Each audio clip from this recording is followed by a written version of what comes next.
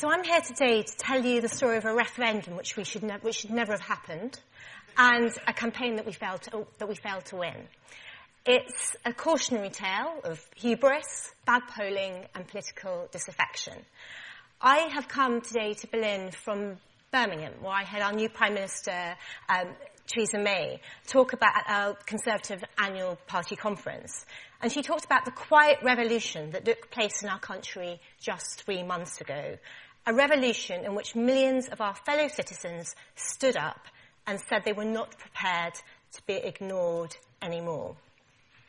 Now, I think that the EU referendum is clearly a pretty noisy revolution, and one which we're going to be seeing the repercussions for many years to come. But clearly the referendum that we had in the UK in June was far bigger than an answer to the question which was posed to the electorate.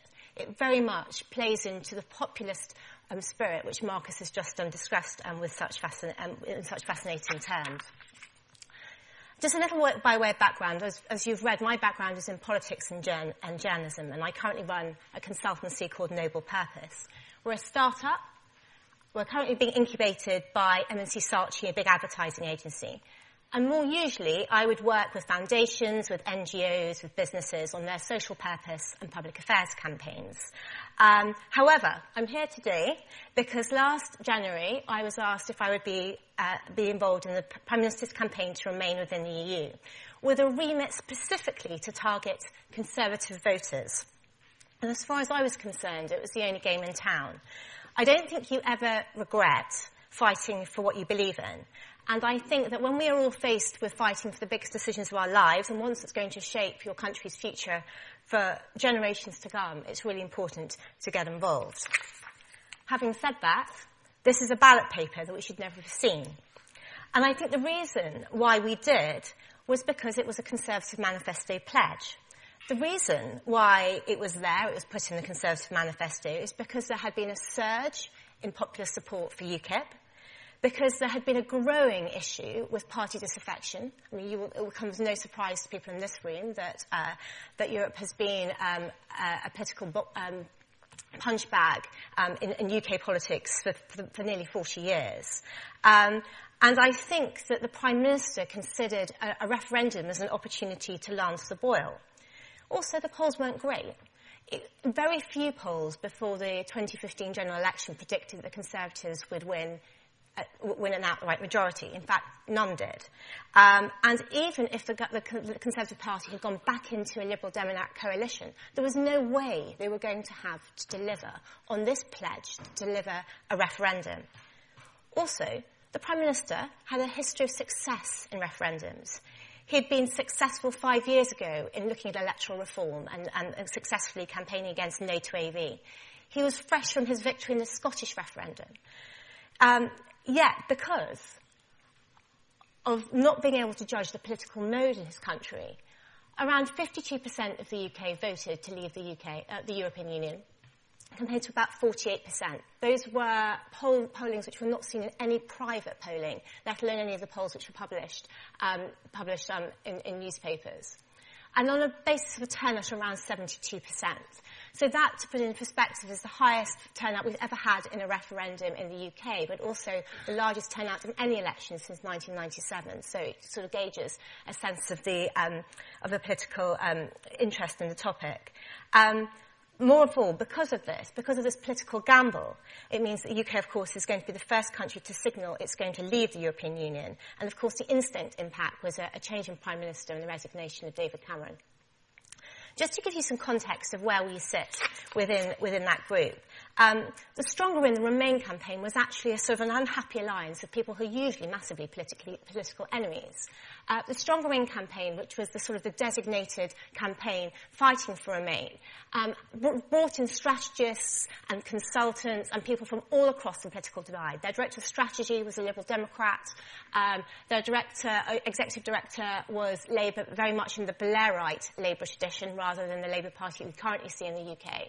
And you'll see around this spider diagram, a whole group of political parties who are usually political enemies, who came together because they agreed in supporting the UK's continued membership of the European Union.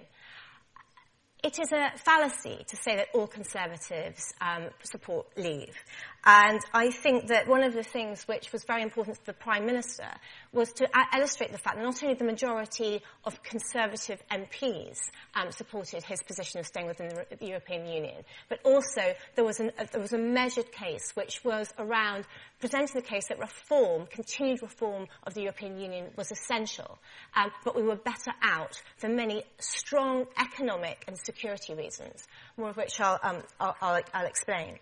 In terms of how the campaigns work together, it would have been against electoral law for us to collaborate, but we were allowed to information share. And if anyone can please tell me the difference, I'll let you know. There was a 7 a.m. call every morning where we shared information. There was a constant series of ideas and making sure that, as much as we could do, we did not cross against each other within the media cycle. Specifically, it was made clear as the campaign went on that we needed to hear more Labour voices as opposed to Conservative voices. So it was very important that the Labour Party was able to motivate, to get its vote out, and that Jeremy Corbyn, who I think by nature is actually a Brexiteer, support the party position and be far more vocal on these topics. So my role, as I'm working as Communications Director on the Conservative In campaign, was to look at these 4 key audiences. So there were 11.3 million Conservative voters in the general election, people who had voted Conservative in the past but had not yet committed. And very important, particularly to those high up in the campaign, possibly over-indexed in the way we communicated, was the need to keep our MPs, our councillors and our party associations basically on side and working alongside the Prime Minister.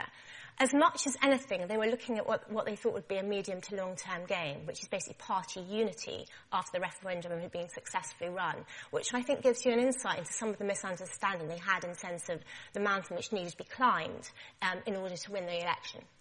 And clearly, of course, we were also dealing not only with Conservative journalists and commentators, but more generally around the influencers who are going to reach our electorate.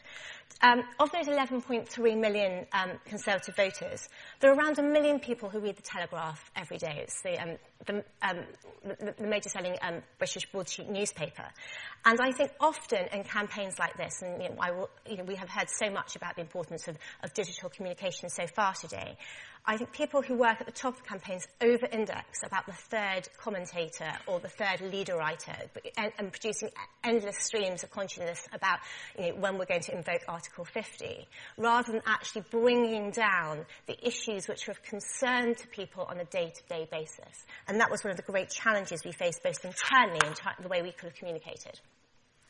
So if my remit was to make sure that we voted to secure that the UK stays stronger, more secure and better off by winning the referendum, we had to work alongside the Stronger In campaign, but with slightly nuanced messages. So we were having to make sure, we knew that Conservative voters were more likely to be Eurosceptic and would respond to different messages. So when we talk about Facebook campaigns, if we were to put a message from the Prime Minister on the Stronger In Facebook feed, that would be largely disliked, hated, unliked, unshared by people who supported the Stronger In campaign, because often the majority of their social media users came from the Labour Party, from the Green Party, from other who saw David Cameron as the enemy. And so we had to think of alternative platforms and ways to reach our voters directly, with a slightly more newest communications message around reform. And the truth that dare not speak its name was the fact that we were also talking about how the party was going to look afterwards. So ensuring that the Labour Party didn't take massive advantage of the fact that we were going to be bickering amongst ourselves for the best part of 6 months. Well, you could argue it's been going for a few more years than that. The fact the party wouldn't respond to some of the populism that we were seeing with the rise of UKIP by lurching away from the centre ground where we all know elections are won, and taking more right-wing stands both on social issues as well as upon Europe. And ensuring, of course, that we were united and credible, ready to win an election in 2020. So you've heard already about the 3 main tenets of a campaign. And, of course, we have our ground war. Now, unlike the Americans, we did not have anything like the access to personal data. And because the Conservative because the Conservative Party actually officially stayed neutral during that campaign, we didn't even have party data that we could use to try and find our voters. So even though we distributed 2 million leaflets, there were 400 street stalls every weekend, we were largely, we had a sense of where our voters might be, and I'll explain how in a sec. Because we were officially neutral, we had to, I'll go back actually, there was never any GOTV Get Out the Vote campaign on election day, and effectively all we could tell was how people were going to vote was on the basis of those polls and on the basis of our own intelligence, rather than having any form of sweep data showing us where we needed to identify and get our vote out. We also worked with the American political strategist Jim Messina, who of course has worked on the Obama campaign and had been an advisor to the Conservative Party in 2015. Again, using a combination of people's, we could be a little bit more on the basis of whether people publicly known information rather than consumer data which you could buy, around whether people own their own homes, around where they lived in the country, around their age profile. We could make some form of idea about what their propensity would be to vote, and also to vote in the referendum. The problem is none of the data from any of the main political parties gave any indication of where they stood on this particular issue. You could be a Conservative voter all your life and be voting out in this referendum. You could be a Labour voter all your life and be voting out in this referendum, because that question had never been asked in any of the polling which had been done in the run-up to this. And of course, the air war. We had sort of American-style sort of political debates, which we've now started using in the UK elections since 2010. It's the first time they were introduced. Some debates about who should be the voices, who should be the faces of the campaign, and they worked on all the three. BBC, Sky and ITV, and then the constant, to use the language we used earlier, constant idea of surrogates. So a whole series of MPs from all sides of the political divide who were trained up to speak particularly on this issue, as well as people from business, as well as people and academics that we were able to call upon.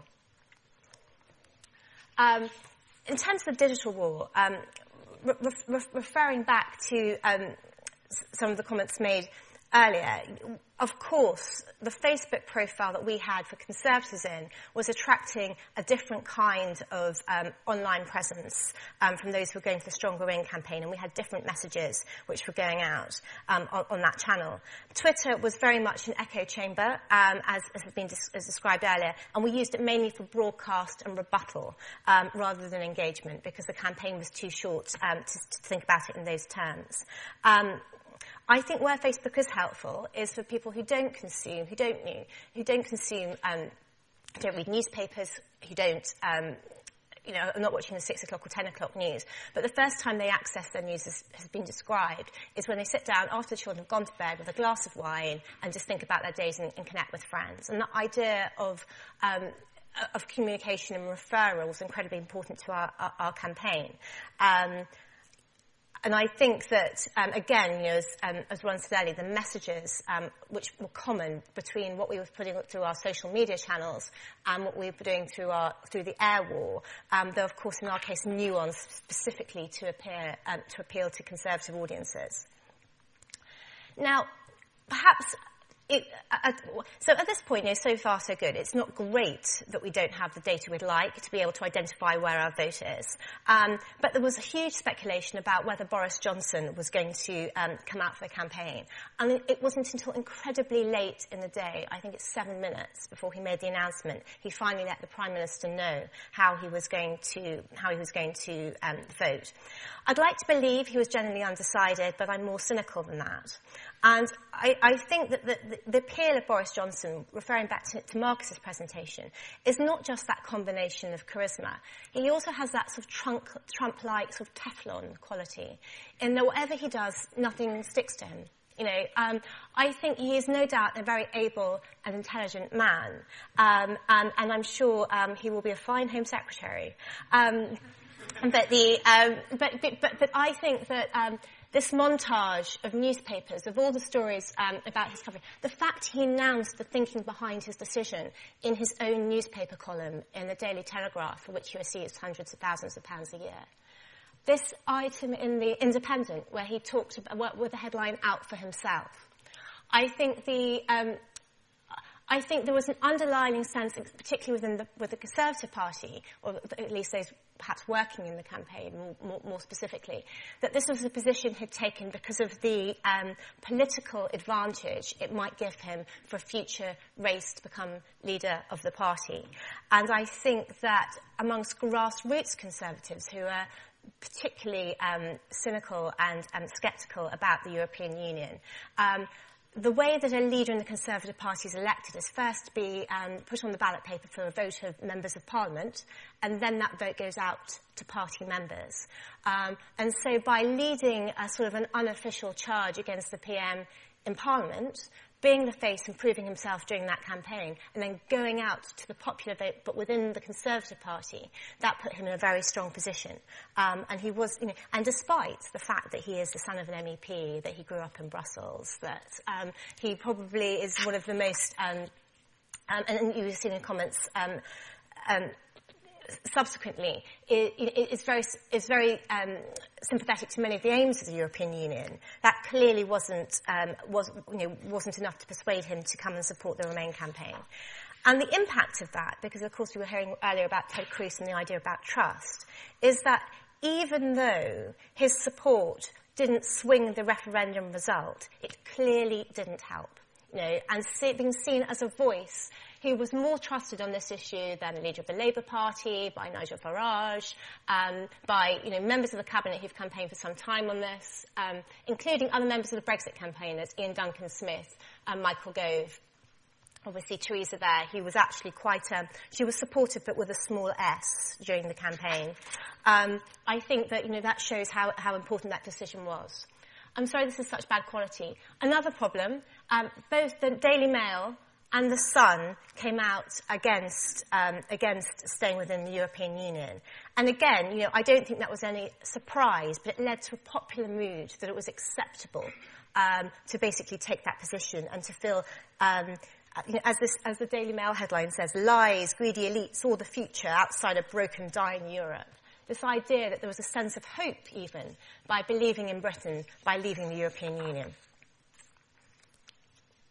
So, what I have here, why did we think, on the context of Boris taking the position he did, on the context of the major newspapers and major newspapers not taking the position they did, and the fact that we didn't have good ground war information, why did we feel that we still had a very good chance of winning this referendum? Why did the Prime Minister take the risk? Why did he tell the G7 that he was going to be able to deliver?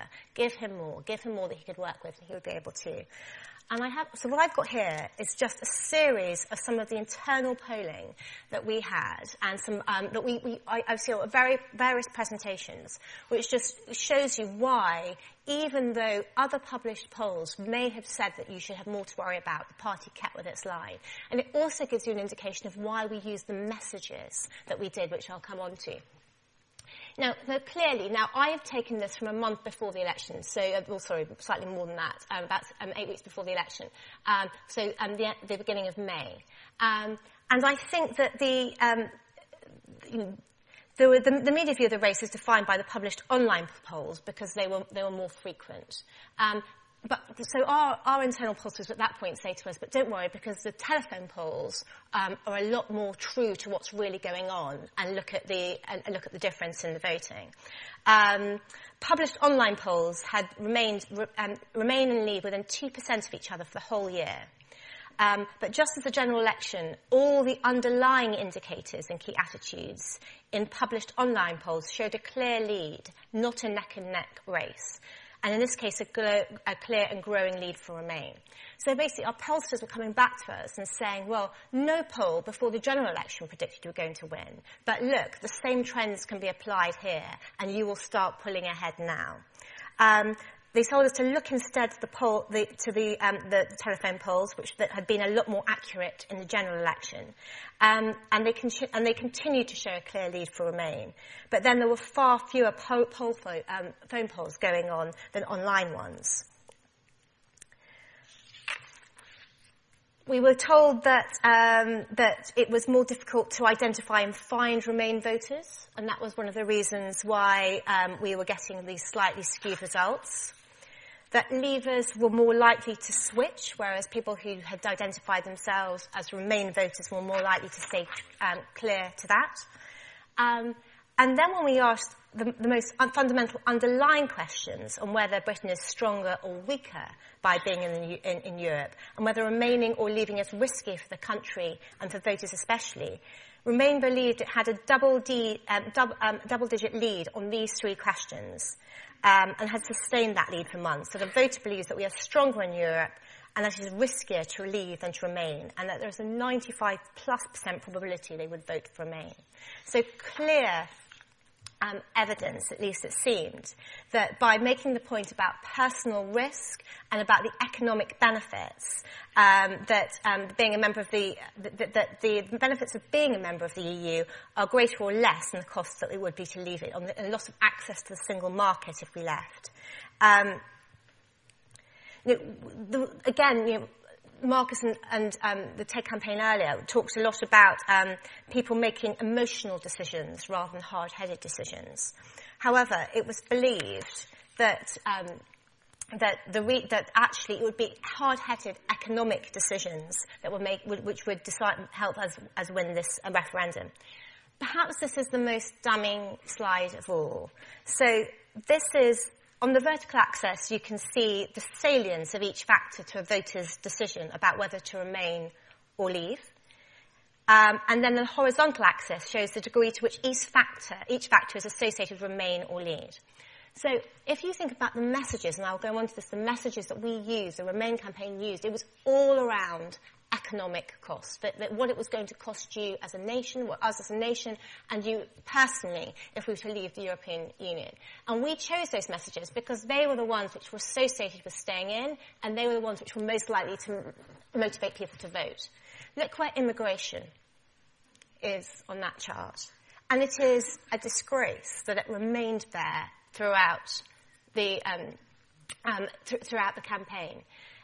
People might care passionately about immigration, but it was not, they believed, the polling suggested, something which people associated with staying in the EU, and it wasn't something that was going to persuade them to vote. How wrong can you be? I think it's very easy for us to talk about, well, the immigration, EU immigration is clearly different from the immigration that people voted on. And I think that idea of paying to bigger issues and bigger concerns is incredibly important. But this was the fuel with which we came up with the messaging that we used throughout the campaign. So that messaging was that we are stronger, safer, and better off in the EU. And leaving would be a leap in the dark. That the choice is between economic security and global influence as part of the EU and a leap in the dark. We are voting for certainty. We'll be able to keep access to a single market of 500 million people with a say of the rules and doing business across Europe. And that means more jobs, lower prices, and more financial security for British families. In contrast, a vote for leave is a vote for risk. Vote leave will say they'll walk away from the single market and negotiate a new deal. But they can't explain what it would be and how long it would take. The truth is, if we left, the EU would not give us a better deal than they have themselves. And I think that's all going to pay out more or less as described in the next few years. That means jobs aren't safe, prices will rise, mortgages will be at risk, and funding for your local school or hospital will fall. It is not worth taking the risk. We can't afford to leave the EU. Now, as I sit here with the pound at historic low, it's not, I don't feel any thrill from feeling smug, but clearly those messages were the right messages, and they were presented to the British people on the basis that our polling data said that economic data would make all the difference. And that is why we concentrated on the economy, on the risk, the fear of the unknown, and on also talking about a brighter future for young people. Oh, sorry. Now I've got to do. But we didn't just talk about the economy, and I just wanted to share this with you, which hopefully will work. At the age of 18, I joined the RAF to do my bit for Britain. We sacrificed many, many men in both world wars, and this was to establish a peaceful and a prosperous union. We can't sacrifice that now. If it breaks, or if we are not in that union, then countries will fall apart. We would be going backwards, not forwards, in what we set out to cure after the terrible tragedies of the Second World War. The only solution is to bind together, hold together, there we find the strength. For me, Britain is stronger in Europe because it reflects the values my generation fought for in Europe during the Second World War.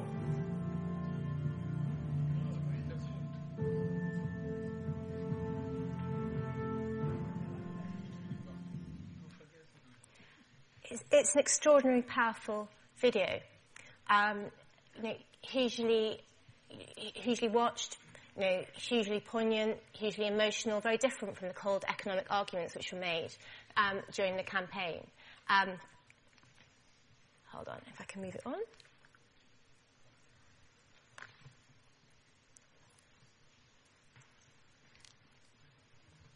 Sorry, I'm just trying to... Yeah, the audio worked. But it didn't have the impact. It didn't persuade people to stay. Similarly, and again, responding to this idea about living in a the age of post-fact politics, we had huge number of people, experts, academics, businesses who came out in support and made cogent and sensible arguments for why we should stay within the European Union. The picture here is the Prime Minister launching these two posters with Brendan Barber, who is the leader of the trade union movement, the General Secretary of the Trade Union Congress in the UK. These are the names of all the academics, experts, environmentalists, farmers, foreign policy experts, military leaders, NGOs, charities, trade unions, students, who came out and explained why it was important for us to stay within the European Union. And I suppose, in a nutshell, they represent the establishment. And that is part of the concern. In contrast, this is what the Leave campaign had. Very few, in terms of numbers of supporters. And I think this was, but actually, this idea, as Michael Gove said, a British politician who was campaigning for the Leave side said, I think the British people have had enough of experts.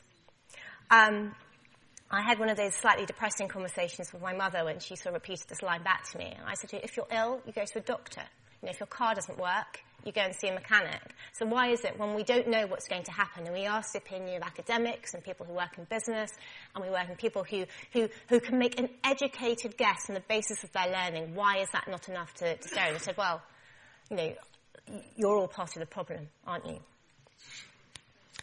So in contrast, the Vote Leave strategy was all about taking back control. All that 350 million, which we don't give to the European Union every week, was going to be spent on the NHS instead. In contrast, it was also going to be spent, by the way, propping up the steel industry in Wales, supporting ESF grants for people in areas of social need. I mean, clearly, this was not going to happen. And I think that one of the challenges was that money was spent all ahead. And our response was, this is what we were briefing our MPs to say. Of course I understand that people's concerns, but we've got to think about jobs, prices and the economic future. And the answer to immigration can't be getting rid of our privileged access to the world's biggest market because that would wreck our economy. You can't have a strong NHS without the economy. We contribute over 1p in every pound collected in tax to the EU.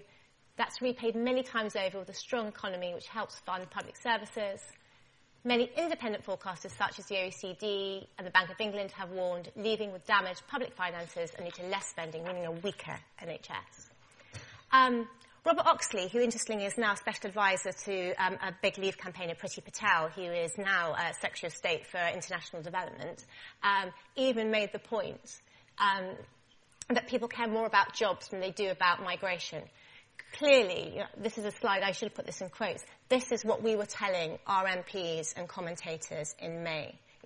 You've got to pivot. When people talk about when people talk about migration, pivot back to the economy. As you know, during the course of the campaign, the Leave campaign came up with a whole series of different economic models that might work. Albania, why don't we become more like Albania? Canada, 7 years negotiating and counting in terms of its work with the EU. Switzerland. So many other options were presented, and we explained why that wouldn't work for us and the time. And there's a point in pivot, which is obviously something which the Ted Cruz campaign talks about this morning, the idea about we know that immigration is an issue. We don't believe it's an issue which is going to impact people's decision to vote, wrongly. We just need to pivot back on the economy. Project Fear. The problem is, when you are presented, as time went on during the course of the campaign, it's more and more economic arguments kept being put forward for why we should stay within the European Union. And there were a couple of moments, one where the Chancellor said it would cost every family £4,300 a year in 10 years' time if we were going to come out of the European Union. And one in terms of we started to lose our credibility because we started to make more and more bigger and bigger claims about what it might mean. And it started to be, and it got to the point where whenever someone put forward one of those arguments, the Leave campaigners or indeed political commentators could say, well, that's just Project Fear. You're just, we can dismiss that. We don't need to respond to your cogent economic arguments because you're just trying to scare us. And of course, these are just two examples, a meme and also Private Eye, a satirical magazine in the UK, which gives you a sense of sort of, it got to the point where it was no longer impacting but becoming risible. This is Fear. This is an advert which was put out by UKIP. It's actually a queue of migrants not coming into the UK, but totally different border. I don't think it's even in Europe. And this was a poster which was widely condemned, but it had an audience. It makes a point. And the idea that we were somehow going to be a country in control and stopping this mass of people who were going to come over to the UK and take all our jobs. And you could make your point by voting against membership of the European Union. Is clearly very powerful.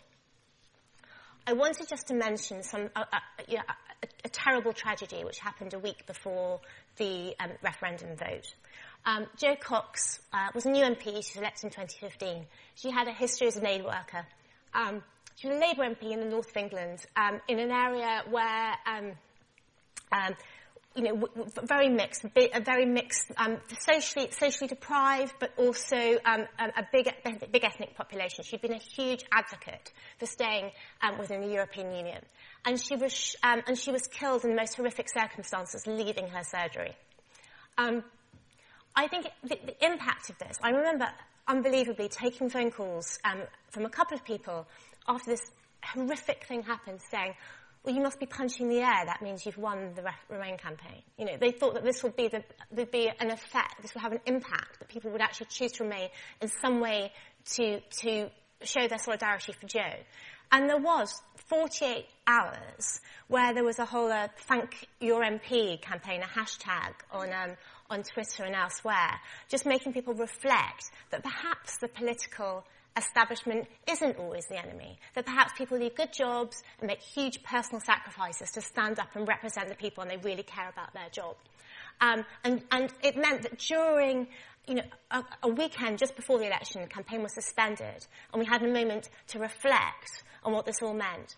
I would never suggest that Jo's death was in any way a consequence of what became a quite bitter and unpleasant and vitriolic campaign. But I think that if you give people the opportunity to say unspeakable things to each other, I think sometimes people who have got other issues, mental health issues, whatever, suddenly it can unleash unpleasantness more widely than this. And I think what was incredible about that, I think, two observations, I think, in terms of taking it back to the campaign.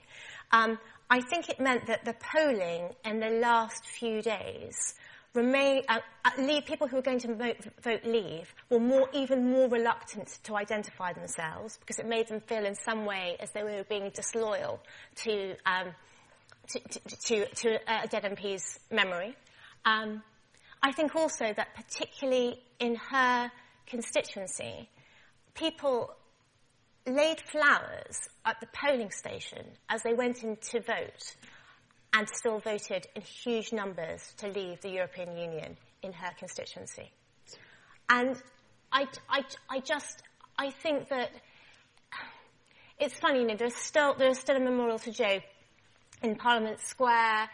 Clearly, the work that she'd done as an aid worker before, is incredibly important. But I think the impact, was large, was there, but it had absolutely no impact on the final result. So we get to the ballot box, and I was at the watch party, and I just want to show a couple of slides here. I went to the Conservatives in watch party, so as the results are coming in. And I just wanted to show just a couple of... the map on this side, and you can't see it hugely, is basically looking at constituency and constituency basis. So basically, yellow voted Remain, blue voted Leave. First votes that came in were actually around Newcastle and Sunderland. They're quite small electorates. They're quite small geographically constituency. So they traditionally always manage to vote and get the vote in quite early. Now, the Remain campaign expected not to win those seats. Okay, it didn't, but the swing against Remain was far higher than they expected. And just to put that in context, Sunderland, which was one of the first seats that's come, it's an ex-mining community. It has a massive Nissan factory there. A lot of the local economy is based around Nissan. It's also an area of social deprivation as well. For every £1 that the people of Sunderland give to the EU, they get £10 back in terms of grants, in terms of ESF funding, and still it voted over 78% to leave the European Union. Some other examples here, and I think you can see, this is by MEP regions, larger regions. So you can see that so where are the areas which are voting in? Well, you've obviously got Scotland and Northern Ireland, London. This is the University of Cambridge Tech Corridor. This is Oxford. I draw no conclusions. Okay. You've got, but Birmingham voted out. Liverpool voted in. Birmingham voted out. Sheffield voted out. It is an extraordinary thing. And if you basically sort of strip that right back and look at it on a regional basis, London, Scotland and Northern Ireland are the only regions which overall voted to stay in. So this idea that somehow the result of the referendum is because there are a load of massively disillusioned, ill-educated people in the North England who don't know any better is absolute rubbish. This is the South East. The South East, basically a huge number of commuters coming in. My brother voted out. He's a banker. He lives in the South East. This is an issue, and this is an issue which goes far deeper than it should do, and I think plays to do it. Should we have had a more positive campaign? Now, we talked a huge amount about economic issues, but should we have been raising a sense of hope? Should we have been talking about? I could do a whole presentation around the adverts which were turned down, referring messages specifically at women, talking about next generation. Was it the fact that we simply didn't take like being cold and hard and talking about what it was going to mean for you in your pocket, despite that rather wonderful, emotive video we did with Second World War veterans, that would have had a different impact. I think this advert goes back to the 1997 general election campaign.